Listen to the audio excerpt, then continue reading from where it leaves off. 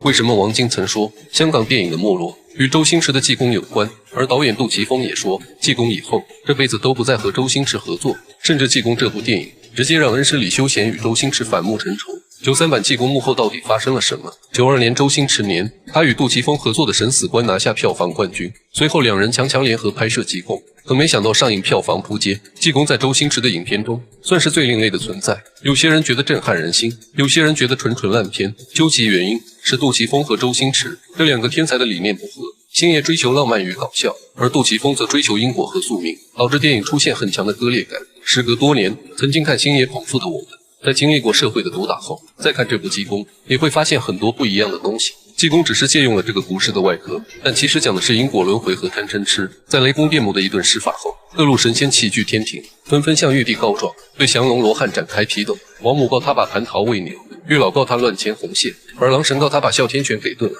还偷走阎王的生死簿，乱改一通。玉帝派人去抓降龙，却抓来了伏虎。王母准备先拿伏虎开刀，神仙就大了。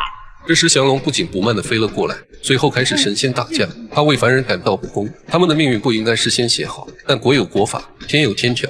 玉帝认为众仙家只是照例执行，并无不妥，但降龙却认为天理不一定就是对的。化学老师扮演的财神发火了，太过分了！玉帝，各位仙友，本人觉得降龙罗汉实在太嚣张了。我财神为了顾全大局，请玉帝批准我跟他单挑。笑死人了！你打得过他吗？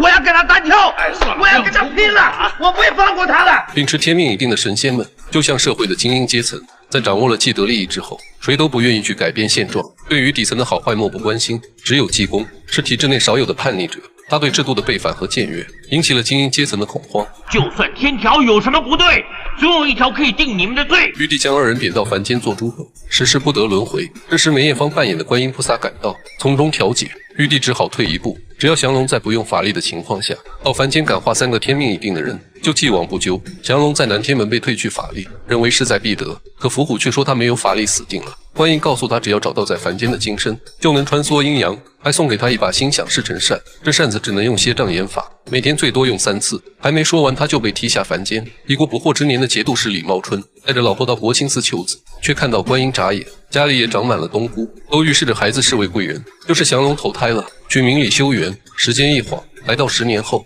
伏虎为了给他送扇子，不小心投到老太婆的肚子里，被麒麟怪影吹成巨婴，他被李氏夫妇收养。这天两人在街上玩耍，见到了9世野鸡白小玉。